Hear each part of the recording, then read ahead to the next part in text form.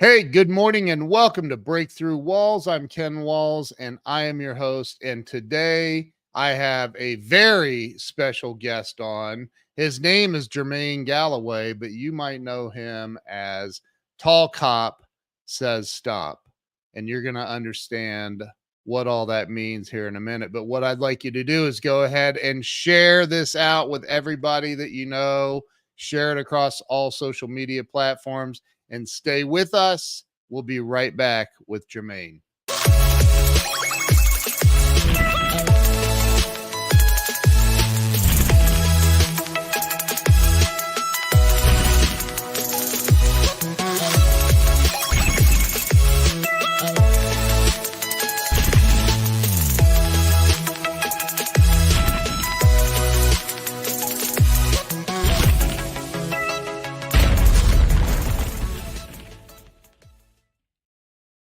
All right, we're back. Let me bring Jermaine on.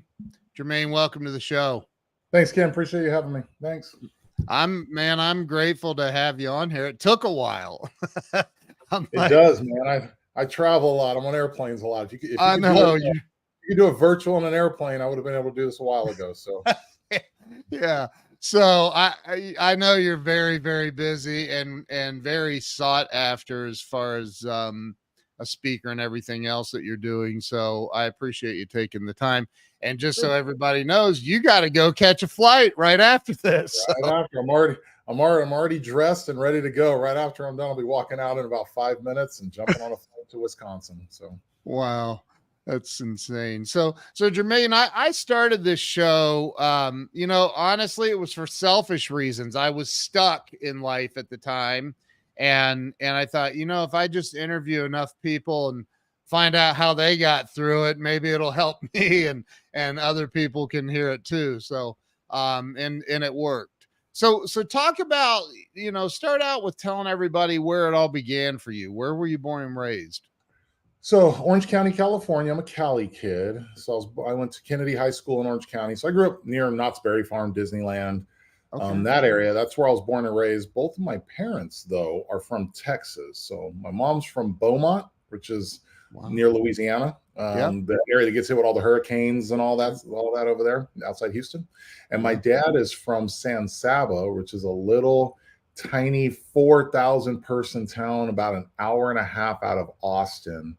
And that's where there's deep Galloway roots that go back there. We even have a memorial, not statue, but stone in the city park with our last name on. It's the only one in the whole park. So yeah, a little family history of the Galloway family here. That's kind of cool. I've been through Beaumont actually on my way to Houston. I feel like I went through Beaumont at some point when I was coming from Louisiana area, and I feel like I've been through there. Because I remember going through thinking, I've heard of Beaumont, Texas. I don't know why, but yeah. Basically an hour and a half out of Houston. So exactly. You went right through Beaumont, a few 100,000 people. So it's actually a pretty good sized town, but you went right through Beaumont. Okay. So, but you grew up in Orange County. Yes. California. So my parents in their 20s, both left Texas. They didn't know each other. They both left Texas. Went to California. They met in California, and then I was born and raised in California. So even though both my parents are Texans, they didn't know each other in the state. So not until they both went to California. So talk about what it was like for you growing up in I mean, especially since your parents are from small towns. I mean, and here they are now in Orange County, California, which is a big area. What was that like for you growing up there as a kid? Of course, you didn't know anything different, probably. Yeah, that's all I knew. We traveled a little bit though, but that's all I knew. So I loved California because the weather. I mean, we work, and they still do. We wear coats in 70-degree weather. So we have coats on, sport coats on, like 65 degrees. It's almost comical now. But I would wear my Letterman's jacket. It'd be 72 outside. I have my Letterman's jacket on. So I loved growing up there. I did play basketball, so I wasn't very good in basketball young, and then I became tall and then pretty darn good later. So most of my kind of childhood was based around sports and really just basketball. I played a little baseball. I was terrible. played soccer. I was too long and lanky and everywhere for soccer. So I was too skinny for football at the time. So I ended up being a basketball player. Yeah, growing up there. Wow.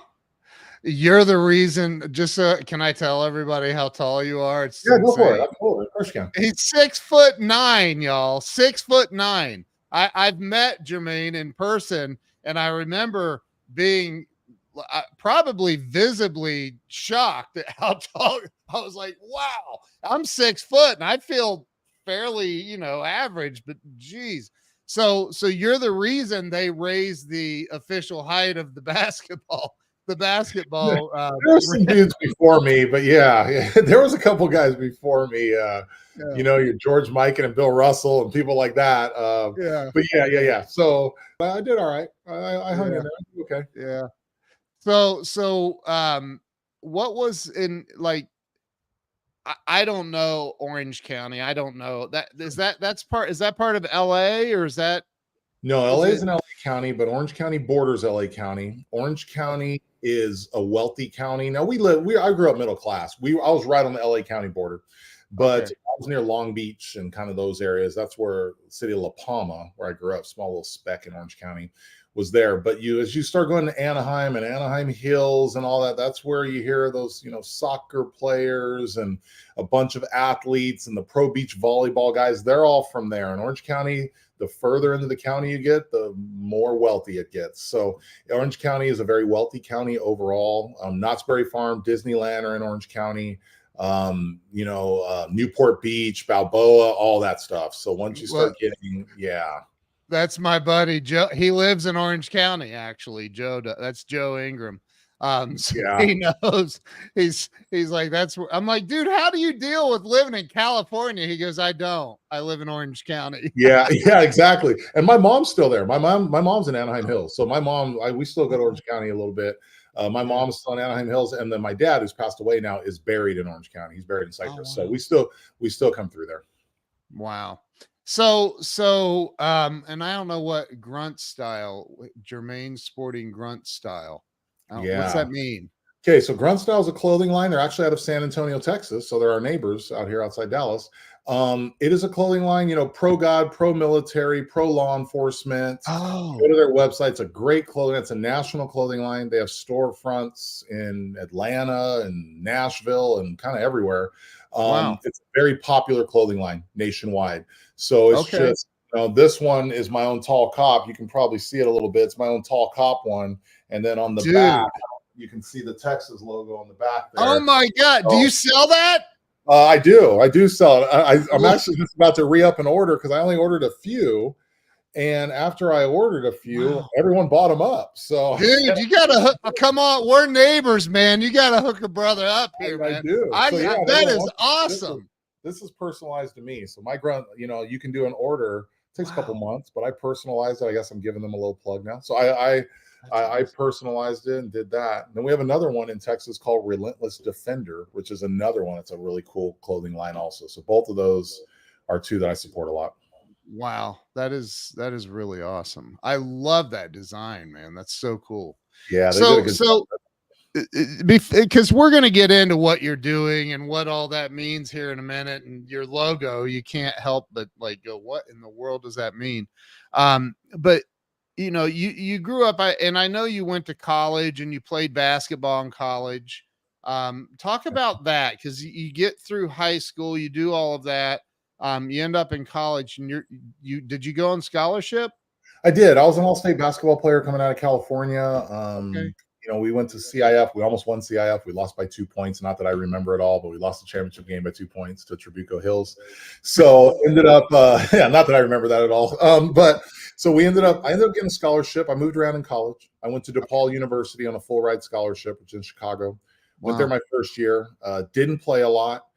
Got very homesick, and then ended up transferring back to University of San Francisco. So Orange County to San Francisco is about a 6-hour drive up north. So I transferred to USF. I played ball there. And for you guys who don't know, Bill Russell, Bill Cartwright both went there. USF's one of the only schools to win back-to-back NCAA titles, like Duke and some others. They won in 55, 56. A lot of people don't realize that. So played there. That's where I graduated from. That's where my degree's from. But my last year, kind of coincidentally enough, my last year, I wasn't going to play. We had a new coach come in. I played for him 1 year. I didn't like him. 7 guys ended up transferring out. None of us liked them. And, in that time, it's not like what you see with the NIL stuff now where players have power now. When I played, which would have been in those early 90s, we had no power at all. Your coach could be a jerk. Your coach could, lack of a better term, screw you over. We had zero power at all to do anything, say anything. So you get a new coach that you didn't really sign up for who comes in, they would basically run you out many times. Yeah. And that's kind of what happened. So my last year, though, I fought that a little bit. I wasn't just going to let them run me out. I was a good student, was a good kid, didn't get in trouble, had my head on straight, was raised right. So I fought it a little bit, and ultimately this kind of pissed the coach off, which was kind of cool for me. The university said, your last year, you don't have to play, and we're still going to honor your scholarship, because he wanted to run me out and give my scholarship to one of his guys. Wow. So that really set him off, and, I was like, good. So I was going to keep my scholarship at USF my last year, not have to play, but not have to pay anything. I was going to school for free. Wow. And I was going to graduate. Well, a call comes in about a month before. This is what started kind of where I am now in life. About a month before, a call comes in from Idaho, a little school in Idaho. And the coach, I won't even take his phone call. It's pre-cell phones. So I don't even take his phone call. He's calling me on my hard line in my hotel, in my dorm room. And he says, hey, I want you to come out here and play for me in Idaho. I hear your situation out there at USF. No, you're a good player, good kid. We want you to come play in Idaho. I said, I graduated semester. I have my scholarship. I have a job on campus. Like, life is good here. I mean, I'm going to school for free, and I don't have to play. Right. So I'm good. I've already played 4 years. I've already moved to 2 different colleges. I'm done. So ultimately, he convinces me to take a day visit out there. And so I fly from San Francisco, or actually Oakland, to Boise, Idaho. All right. So to give you an idea, San Francisco, I don't know, a couple million people. Boise, Idaho at the time is probably 120,000. And this college is 30 miles out of Boise. And the town's probably 35,000 people in rural Idaho. So I'm in culture shock. I didn't know where Idaho was on the map. I'm not even kidding. I had to look at a map to see where this place even was. So I go out there, but I kind of like it. It's a slower pace. As you guys know, when you leave the big city and you go to a smaller area, you're like, what? I can park in front of my restaurant. I don't have to, park in parking garages. I don't have $19 pizza. At that time, it was $5 pizza. Everything was just laid back. Yeah. So long story short, I ended up transferring. I ended up going to a little school in Idaho called College of Idaho. Later, fast forward, my son ended up playing there. My oldest boy actually playing there later. Yeah, because I had the full intention of just going there, staying 6 months, going back to San Francisco and getting into law enforcement. Well, I stayed in Idaho for 23 years. I didn't leave. So I didn't leave till 6 years ago. Stayed for 23 years. So yeah, I still graduated from USF because I had all my units transferred back and everything. Because again, I didn't plan on staying in Idaho, but I ended up staying 23 years. Wow. That's a part of the story I was not familiar with. Yeah. So is that where your law enforcement career was? It was. I worked in Idaho. Yeah. I started. Do they even have crime in Idaho? They do now, because guess what? Everyone from Texas, California, Arizona, especially California, they're all going to Idaho. They're all fleeing those states because they're fleeing population. They're fleeing some of those cities that are high levels of crime, and they're all going to Idaho. So guess what? Idaho's crime's going up because their population's going up rapidly, and their infrastructure is having a hard time catching up with that. So one of the interesting parts about that is when I was there, people I knew left their front doors unlocked, left their cars unlocked, and you could leave your purse in the front seat, and it was there when you came back from the shopping mall. No one messed with anything. That has changed. There's been some more crime. There's been some more officer-involved shootings there. There's been just more of what you see in big cities, and that Boise area is rapidly growing. When I go back now, it looks very different than what it did when I just lived there 6 years ago. Is it? Yeah. Well, it's happening in here. We've only been in Salina for 2 years, and it's like, what is going on? And I see stuff in the Facebook groups locally. I'm like, that kind of talk didn't occur 2 years ago but anyway, we won't go there. But so you were in Boise then? Yes, I was a police officer for Boise PD from 99 to the end of 2015. So I worked 18 years total. I started 1 year in a county jail, 1 year for a small agency called Caldwell PD. But where I wanted to be was the biggest city in Idaho, because I'm still a big city guy, kind of. So Boise, which now is probably 250,000, 300,000. So it's the size of like Frisco or Plano now. Which they're the biggest city in the state of Idaho. Idaho's probably only just under 3 million, maybe total in the whole, so it's smaller than our metroplex we live in. Yeah. So went there, had a great career there. I worked DUI task force. I was arrested DUIs. I was a field training officer. I also ran the alcohol program, prevention, education, enforcement. I was a fake ID trainer. I trained bars on fake IDs. I trained restaurants on fake IDs. I trained law enforcement on fake IDs, which is what kind of started me into what I'm doing now. I started educating people on alcohol programs, underage drinking, enforcement, bar patrols, over service, anything I did with alcohol in the city of Boise, I ran it for about 10 years. Wow. A lot of program underage stings, seeing if minors could acquire alcohol from restaurants, bars. I ran all of that. If you do a kind of a Google search for Jermaine Galloway, Boise alcohol, you'll see some articles, because I was interviewed quite a bit. You'll see some of the stuff from our stings and stuff. So that's a couple things. Number one, back when I was a kid, it would have been cool to know somebody like you, because you probably know how to make a great fake ID. Well, I knew where they all came from. I could tell you all the websites and everything. I knew where they all came from. Absolutely. Right. Yeah, but I'm a recovered alcoholic, 22 years sober. So I love what you're doing, man. I absolutely love it. My buddy Doug Wing. You have your coin with you? Do you keep your coin with you? Dude, August 10th is my date. The green screen effect is messing it up, but awesome. Yeah, man, 22 years, August 10th. But by the grace of God, I'm very grateful. But my buddy Doug Wing, he's from Salt Lake. His father is the founder of Little Giant Ladders. And Doug, I see him right there. They're honoring the Hero Foundation. He does a lot with the Utah State Patrol. So I work with those guys too. Great guys, yes. Yeah. So I have a lot of friends in law enforcement. I actually have, I'm not going to take it out, but you can tell that's the outline of a challenge coin. And I've done a lot for, like the Ohio Narcotics Officers Association when I lived in Ohio, and the DEA was involved. And I've seen some crazy stuff that civilians don't get to see. But I ran all of the technology and website stuff. So I've seen, when you're doing the stuff that you were doing in Boise, I'm just curious, because Columbus is a pretty big town compared to Boise, Idaho. Yeah. The cartel involvement in moving drugs through our country is, to me, mind-blowing how much it's going on. Is that prevalent in Boise, Idaho? So not in the city, but in the county, yes. Once you leave Boise City, it gets very rural really quickly. You can be 20 miles out of Boise, and now you're in a very rural area. Low population, low law enforcement presence, all of it. And up there, yes. One of the counties is Boise County, where they find marijuana grows, large-scale grows, and all that. Yes, once you get out of the city. In the city, not so much. Out of the city, yes. Yeah. Well, and it's a different world up there.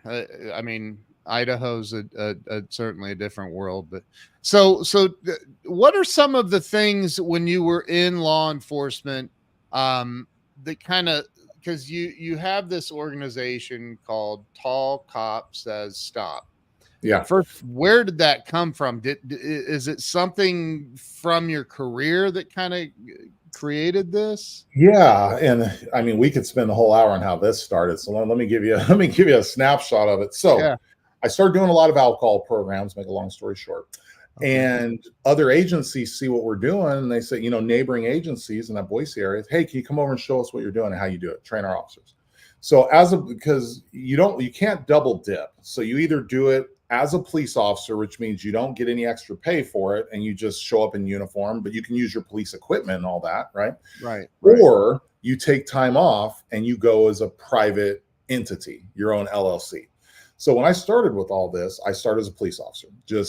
Hey, Officer Galloway, will you come over and show us? Sure. Neighboring agency. We know all these guys. The chiefs know each other. Will you go speak at the chiefs conference? Yes. Will you go speak over here? Other agencies, show us how to do this. because they don't have Right. funding. Small agencies in Idaho at the time don't have funding to bring in a national speaker. So and I wasn't one at the time. So I'd go there and show them some programs, how to do this, train their people up. Well, then I spoke at a couple national conferences, but I would go as an officer. Like when you go to a conference, you might see officer so-and-so from LAPD who's going to teach you about, suicides or something like that. Well, Right. he's probably funded by the PD to go there. It makes the PD look good. They have one of their guys speaking, all the rest. So that's what I would do. It would, be there as Officer Galloway from Boise PD. Well, now you're starting to get some exposure, and people are like, hey, Columbus, Ohio. I remember one of the first ones I did was in North Carolina. We want you to come out here. Well, now it doesn't really benefit Boise for me to be going to North Carolina, Wyoming, or Ohio to be training people, right? Because they're paying me. So ultimately, I would have to take time off. Then I started going out there on my own, just doing it. And I remember one of my first trainings was in Wyoming. It was in the area of Rock Springs, Wyoming, if you know where that is. No. We'll put it this way. It was a very small airplane, okay, where I could see the cockpit and I could see through the front window. And I said, I don't think we're supposed to be able to do that, right? And like, when someone runs up there, I don't like this. Don't y'all shut a door or something? I mean, I don't want to. This is weird. So, and when you fly out of Denver, if you guys have ever flown through Denver, Denver's bouncy anyways. Okay. Yeah. When you fly a plane that's that big out of Denver, I remember being up in the air saying, Lord, if you let us land, I will never be on this plane again. Right. I've flown there like one other time in 20 years. I won't ever fly. I drive. I refuse to fly airline. Oh my gosh. And I'm not skittish with flying, but that was an uncomfortable experience. So anyways, so they paid me like a couple $100. So it cost me more money to take time off to go train them than it did to train them. So with that, I started getting this exposure. And then after a while, it's like, okay, I need to develop my own company because now my name's getting out there and I'm going on my own. So we decide with Tall Cop Says Stop. I'm tall. I'm a cop. I thought it was simple, but now, I walk into a room. People are like, hey, are you the tall cop? In airports, I've had flight attendants. Hey, are you the tall cop? I mean, there's people I run into. Once the best was in Mexico. My wife and I are on vacation in Mexico. We walk into our hotel restaurant to grab dinner. Guy yells across saying, hey, you're the tall cop. I mean, I was like, holy cow, really? So that has kind of taken off and developed a name of its own. But that's how it started. And it mostly started with alcohol, where now 95% of what I talk about is drugs. So it's completely switched to drugs more than alcohol because of everything you see trending and going on. Yeah, I just watched an interview, just like a few minutes of an interview that Trump did with some kid, and they were talking about fentanyl and all this stuff that, like, I mean, it's out of control in the United States, well, globally, but specifically in the United States for sure. So what significantly worse? Oh, you haven't seen anything yet. It's going to get significantly worse. Really? Yeah. Much, much, much worse. I have a buddy that's I don't know if he's still the director or president of the Ohio Narco. But he's a chopper pilot and he runs the Southern Ohio major crimes, whatever. I don't know. His name's D'Lo. D'Lo, if you're watching, what's up?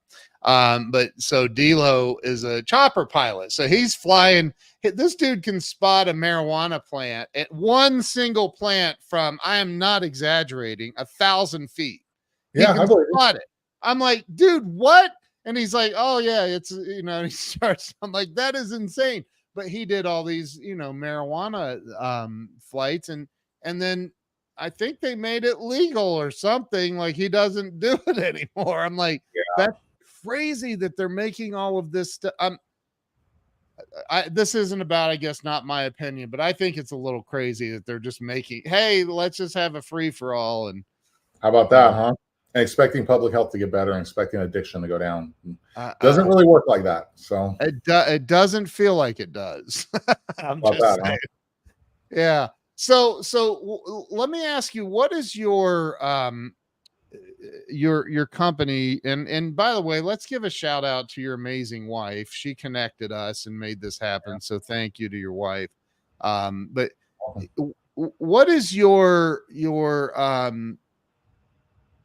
company's goal? What's your goal with everything that you're doing? I know it's not just to see how quick you can jump on the next flight.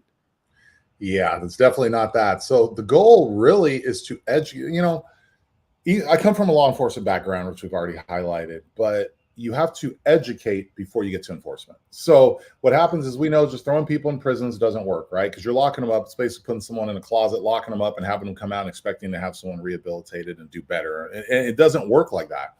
No. So ultimately, the more education we can do, the more prevention we can do on the front end, the less work on the back end, and the better public health. Now, to be clear, some people will ask me, what do you have to do to stop fentanyl use? And I go, well, if your goal is to stop it, then you're going to fail, because we're never going to stop completely any drug. That is just simply mathematically impossible. But can we do a lot better than what we're doing and significantly reduce it? Oh yeah. Yes, we absolutely can do that. So what do we need to do that? We need to be much more active up front. What's happening is, when you get to the world of addiction, and when you get to the world of availability, and just all these moving parts that I'm sure we'll talk about today, it's what leads to the finished product, which is higher domestics, more crashes, more suicides, more self-harm, more aggression towards teachers, more aggression towards law enforcement, all of it. It's not the only reason we see that, but boy, substances are a core reason of all of that. So we talk about, hey, just give you an idea. I did a training yesterday for, I won't say what state. I was down south.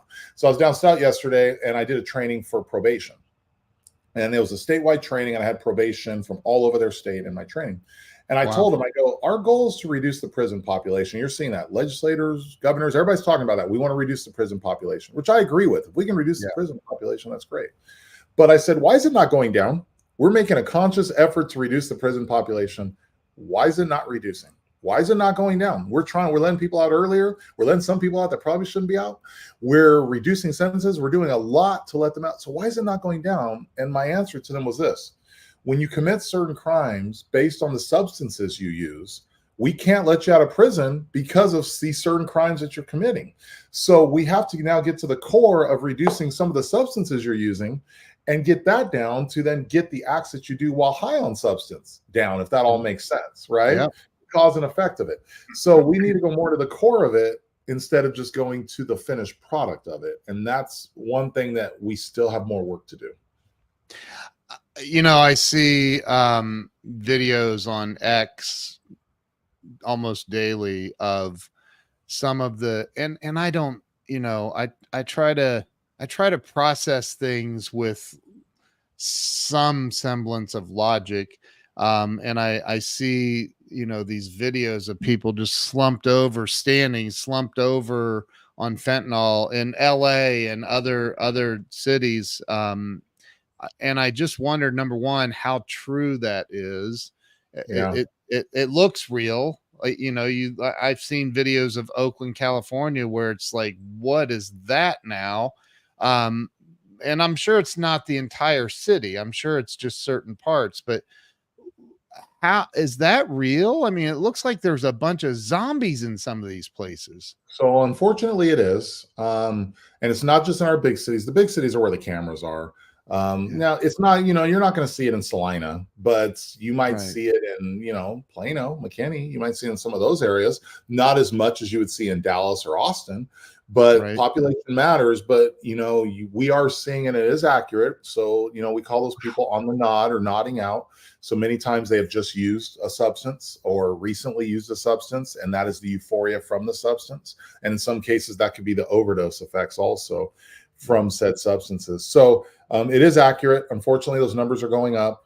They're going up across the country. The impact of that's going up across the country. And that's something we're trying to get a grasp on, because, in some cases you have areas where law enforcement will respond, use Narcan, and then drive away. So, and even law enforcement, we're sitting back saying, are we helping this person if we just revive them and then drive away? I mean, to be clear. And leave them there? Yeah, I fully support Narcan. I 100% support Narcan. I think everybody should have Narcan. I think we should be distributing Narcan, because if we can keep people alive, we should be doing that. That's my stance on that. I agree.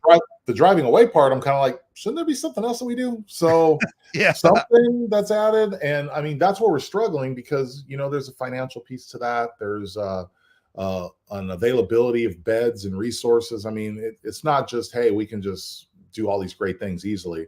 So I understand there's some logistical problems with it, but in some agencies, that's kind of the response.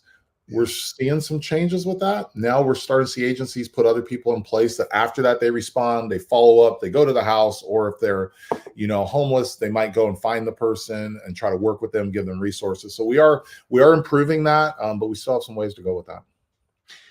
Being someone, and you didn't even know I'm in recovery. So, being someone that has been homeless as an adult, and I wrote about it in my first book. I'm like, it ultimately it was my choice because it was, but I think about like the root cause, like when you look at, addiction of anything, what is the root cause? And doing what you're doing and the trainings you do with the people that are boots on the ground, how do you address the root causes? Because you can't just go. I remember I sponsored this kid one time in AA, and he said, I can't believe in God. And I said, well, then you're screwed.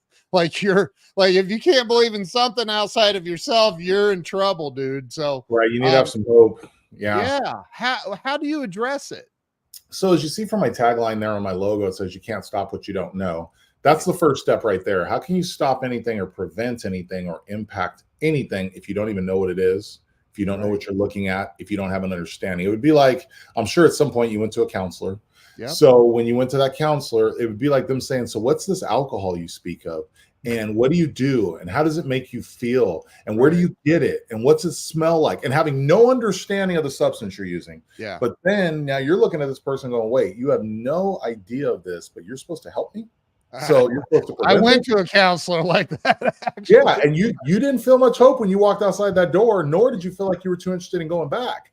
Right. So with that in mind, that's where it all starts. People ask me who I train, for instance, and I say, if you deal with drugs, I train you. Judges, law enforcement, mental health, treatment, counselors, parents, schools, nurses, doctors, EMS, doesn't matter. If you deal with drugs in any way, shape, or form in the United States or now other countries now too, I train you. So with that in mind, all these different sectors all deal with the same people and same families. It's just geography of where they deal with them at. So the school teacher, the principal, the judge, the prosecutor, the EMS person, all deals with the same person. It's just geography. So they all need to have an understanding of what's truly going on, what's being sold, what's available, why we're seeing more kids using elementary schools, all this stuff. You need to have an understanding of all this stuff that's going on to understand where we're at, but also where we're going and what's coming, right? Because if you don't have a plan, you operate like a group without a plan, and that usually never goes well. So did you just say elementary schools? We are seeing more drug use in elementary schools. Long story short, vaping is opening up the substance use world to elementary kids. So what's happening is we're seeing vaping as young as second grade. I was recently told about a first grader here about a week ago, but generally it's second grade, including in Texas. So we're seeing vaping in second grade, and that's opening up kids to substances. And the vape world is putting various different substances in vapes. It's more than just nicotine. We are finding things that we call Delta 8, Delta 10, THCO, HHC, which are synthetics in vapes, cannabis in vapes, and we're even seeing drugs like fentanyl and methamphetamine in vapes. So what happens, if you can wrap your head around this, a vape pen, many kids presume to be safe, and they don't have any perception of harm towards vapes. Right. So if I were to put a drug in a syringe, most sixth graders are not going to jab a syringe into their arm because sixth graders are afraid of syringes. All right. So most high school kids aren't jabbing anything in their arm because that's a stigma. They're not going to do it. You put it in a vape, there's no perception of harm. It can be the same exact drug. It's just your distribution method changes. And now more kids are open to use it. So we're seeing more substances younger. And what I need you to wrap your head around is this. Think about the issues that your friends have shared with you now that they're seeing on the streets, right? With mental health, depression, suicides, aggression. Most of those people who started using that are now, our age, 40, 50, 60 years old, that started using drugs, started around the age of 13, and they did not start with drugs nearly as potent as what our kids are starting with today. And our kids today are starting at a younger age. So what does that mean for mental health in 10, 12, 15 years, 20 years? And that's why when I say it's going to get worse, it's going to get significantly worse. It's got to get better at some point. We're just not there yet. But, okay, so let's pretend for a moment that I'm a cop and I'm going through your training and I'm a patrol officer, and I come across these guys that I have to jab with Narcan and whatever. What can that officer or that probation officer, or what is something that they can do to address, again, I don't want to beat it to death, but the root cause of the problem, which this is just my opinion. I think it's a lack of a spiritual connection. But what can they do for that person besides keep them alive with Narcan? It all depends on the agency. The nice, cute way of saying it would be, well, we get them mental health resources, we get them into treatment, we get them in a treatment center. That's the nice way. Realistically, boots on the ground, you're in rural Texas or you're in rural North Dakota, there's not a lot of resources out there. There's not a lot of places. How do you get them to the resources? You're talking about an individual who doesn't have a car. You're talking about an individual who doesn't have a job, so doesn't money pay for gas. So how do you get them to the resources? And then you're talking about a police agency that maybe is a one officer agency and doesn't have coverage from 10 p.m. to 6 a.m. So we talk about all this kind of great things we want to do, but everybody doesn't have the ability to do that. So in some cases, what do you do for them? Absolutely nothing, because you have zero resources to help them. And in other cases, you go to a larger city, well, there's more resources, but some of those resources cost money. Who's paying for that? And as you're seeing budgets and conversations, and I see some schools that are closing, and I see some layoffs that are happening, and I see some things going. I don't know how much extra money these agencies have to be doing that. Now, there are grants out there, so some people are able to apply for that. But again, let's go to rural Texas. Do you have a grant writer? Do you have someone who knows how to write a grant? So this is interesting stuff where people go, well, you can write grants. Okay, who's going to write the grant? Okay, who knows how to write a grant? Who knows how to go to the website that has the grant? And then who's going to manage the grant once you get it? Is that Gladys in the city clerk's office that's doing that? That she does 19 other jobs too? She's not too interested in taking on another one. So understand that there's all these logistical pieces that we have, because rural America is getting hit also. It's not just our big cities. The big cities is, when I watch the nightly news, it's the big cities that I see. But guys, my training tomorrow, I fly to an airport and I drive almost 200 miles to get to my training. My training that I did earlier this week was a 3.5-hour drive from the airport. So just this week is very rural America, right? So they don't have resources. I'm in rural America. I'm boots on the ground in rural America. I'm talking with these guys. They don't have the resources. And some of them are already overrun, already overwhelmed, and already tired. And the last thing they want is more things handed to them. So to do what I mean. So we have to understand that there's some logistical problems with all this too. One of the reasons that we're seeing some issues impacting it. Is there a solution? More money, more resources. That's what we need. And how we get to that solution, that's probably people that are much higher up than me on the food chain. But more money, more resources, and ways to get people to resources. We've seen some of that with voting. We've seen some of we're going to open up different voting places. We're going to get people, free busing on election day.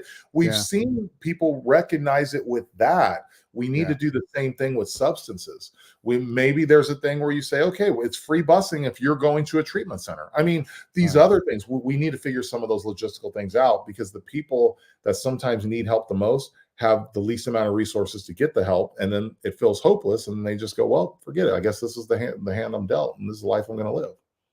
It's people don't understand. I understand. I've been to the funerals of addicts and alcoholics that couldn't get, couldn't for whatever reason get it under control, where there's 4 people at their funeral, and 2 of those are employees of the funeral home. So it's like, it's sad, and it's I for whatever reason, I have survivor's guilt once in a while, but for whatever reason, by the grace of God, I know a lot of people that have recovered from drug addiction, and I keep going back to what is the root cause and how do we fix that, and take that message to the boots on the ground. Here's the other thing. Cops are, can I just throw, like, they're just not respected like they used to be. Yeah. and it's sad. I think it's pathetic, actually. But and then you go, hey, by the way, we're going to get some training on how we can help all of our local drug addicts. Like what? Like, right? They can't be fired up about that. Here's what's funny about that. Back in my boots on the ground days, the people that suffer from substance use disorder actually treated me pretty well. They actually treat law enforcement pretty well because there's so much interaction, and they understand that when they treat law enforcement well, it just goes better. Didn't have a lot of issues with those individuals. We really didn't, because I remember taking some people, to treatment centers, hospitals, and they would kind of look at me and be like, well, kind of is what it is. I'm going through withdrawals and I just need something. And you kind of look at them and go, yep, I understand what you're saying. And I mean, there was this understanding that we had that, okay, I know that you're kind of milking the system because you just want to get to a doctor and try to get more pills prescribed. Yeah. But per my policy, I have to take you to said doctor. So I'm just going to drive you over there. You're going to go over there. I'll see you in a couple of weeks. I mean, they kind of nodded me, I nodded them. And that's the way that went. Now we've cut down on the doctor shopping a little bit and some of those things. Yeah. But to be honest with you, a lot of folks in your addiction world actually are quite respectful to law enforcement. They don't give law enforcement a very hard time. The individuals that many times you see giving law enforcement a hard time are the ones that kind of have everything, right? So sometimes I watch the news, I go, that person doesn't look like they're down on their luck, but boy, they seem to be really upset with that police officer that didn't do anything to them. So it's kind of interesting how this works out, right? So a lot of the people that I remember working with there's one I still communicate with today. Wow. Who I arrested for meth. I had forgotten about him. It was a meth arrest. I wrote the report, took him to jail, and went on about my business. And years later, he tracks me down. He's still in the Boise, Idaho area. And he now is in the prevention treatment world and has been in recovery now because I would have arrested him over 20 years ago. So he's been in the recovery world that long. And I remember his name. I run him at a conference about every 2 to 3 years. We still talk. I take a photo with him, and all of it. And you couldn't tell right now where his life was, right? Where his life was at one point. But he still thanks me every time he sees me. So, I tell people most of the interactions between law enforcement and the general public, different from what you see on the media, are really good. We have good interactions. I mean, sometimes if I'm taking you to jail, that's a 40-minute ride. We got to have something to talk about. So You're talking about family, kids, how we got where we are, how I got into law enforcement, how they got into the substance use world. You have 99% of my interactions with the general public went well, including people I arrested. So that's awesome to hear. Yeah. It's quite a bit different than sometimes it's portrayed. I may or may not know what you're talking about. Yeah. But I've and that's one of the things that I said when I did all of the stuff for the narcotics officers. I was like, I got to give back, man, because I was one of the fortunate ones. But so let me ask you this, because I do have a lot of law enforcement that watch this show. A friend of mine's chief of police in North Carolina for an agency, and so like what.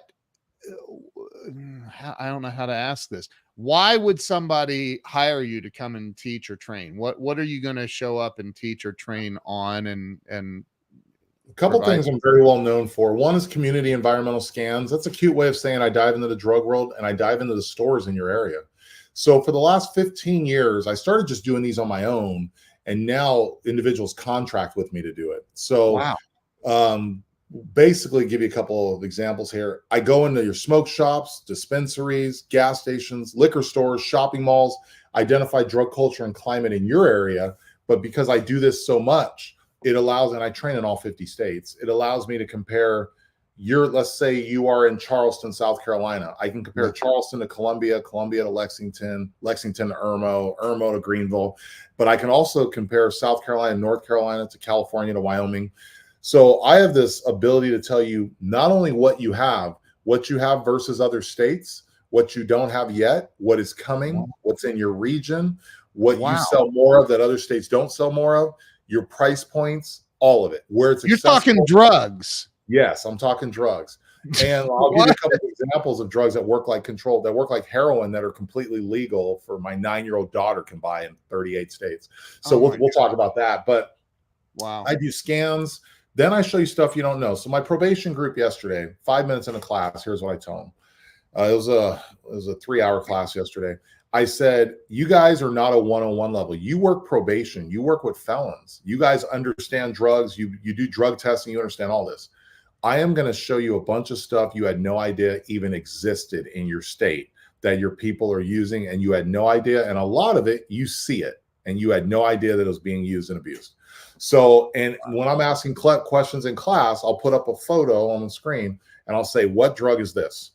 And they all, yesterday I had about 200 people in each class. I did 2 of them, and they'll sit back, I don't know. And I'll say, that's funny because that photo is from your state. I took this photo yesterday in your state, 8 miles away, but you don't know what it is. God.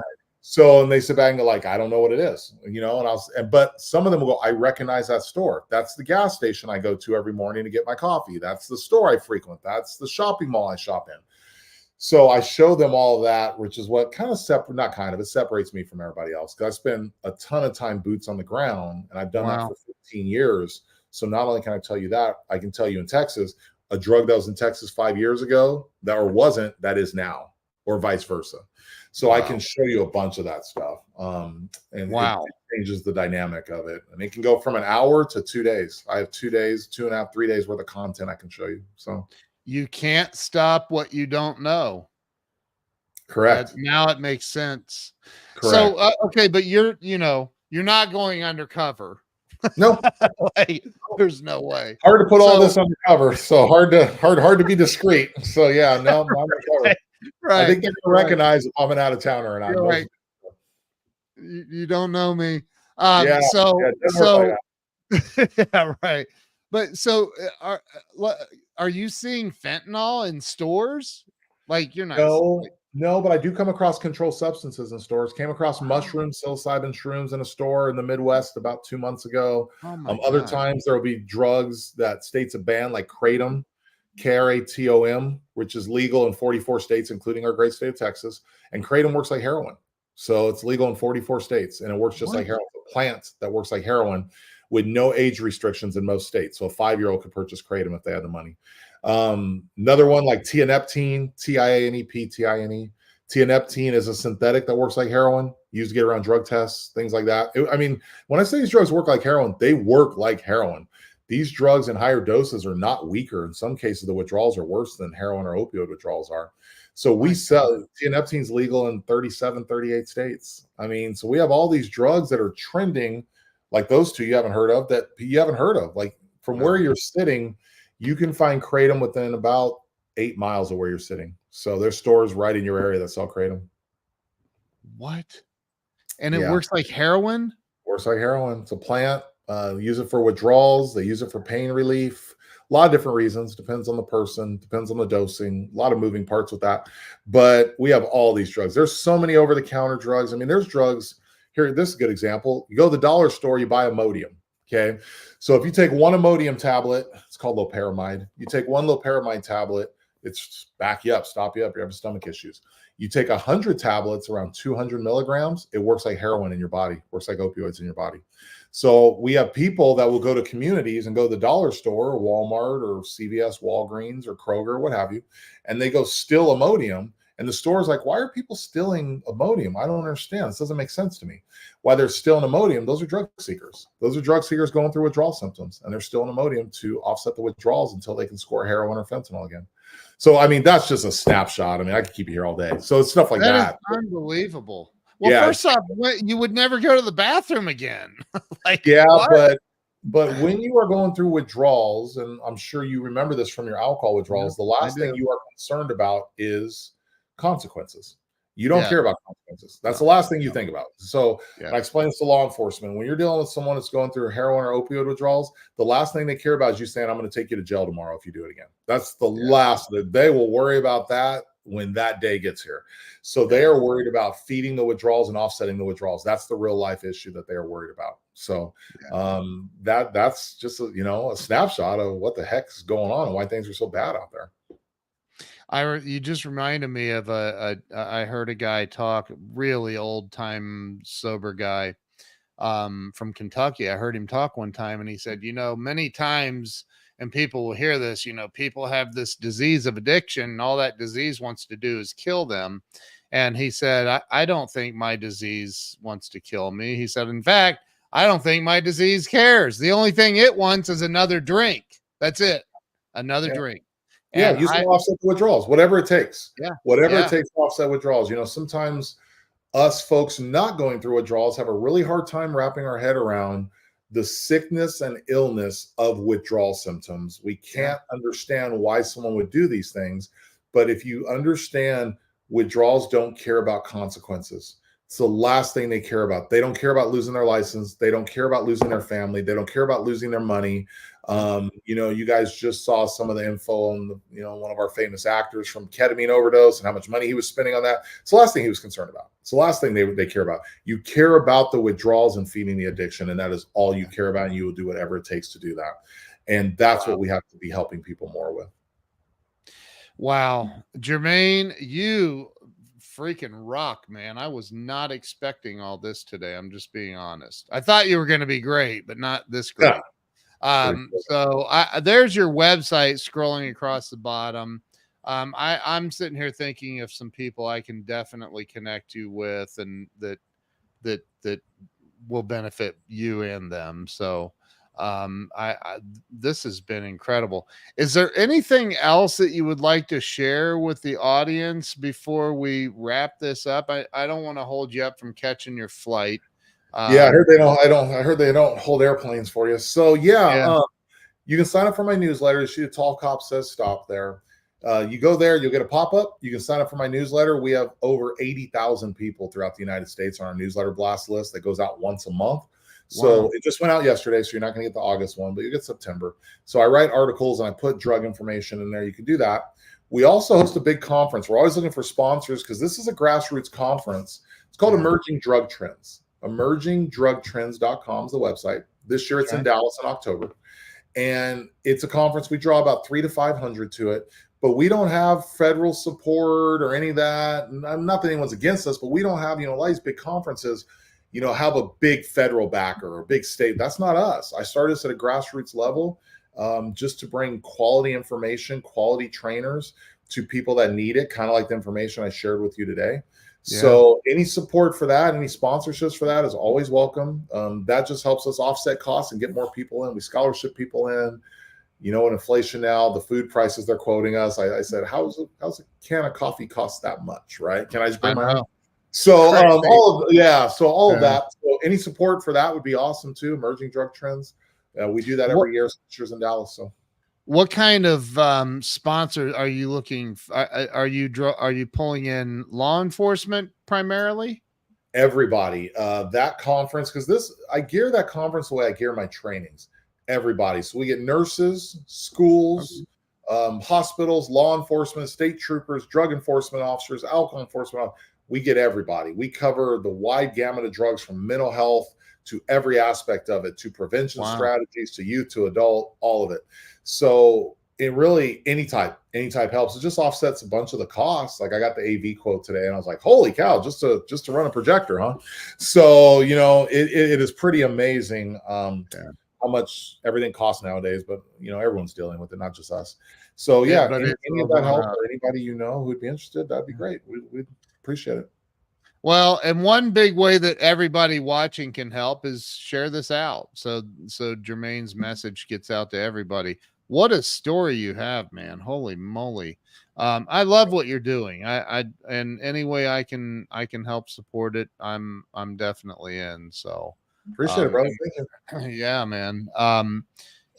Everybody go to tallcopsaysstop.com. If you're listening on the podcast networks, Tall Cop Says Stop. It's really easy.com. And sign up for the newsletter and support what Jermaine is doing here in any and every way you possibly can. I have some connections I'm going through in my head. So I think I can connect you with some people that can help for sure. So anyway, so thank you very much, Jermaine, for spending the time before you go catch that flight. I really appreciate you coming on and your authenticity, man. I love it. I love it. So thanks you. Ken. Appreciate it. Yeah. So, all right, everybody, I'm going to end this live stream, but everybody, please go share this out. If you already shared, share again. If you haven't shared, you can redeem yourself and go ahead and share. So thank you, and we will see you all soon. Thank you so much, Jermaine. You're welcome. Thank you.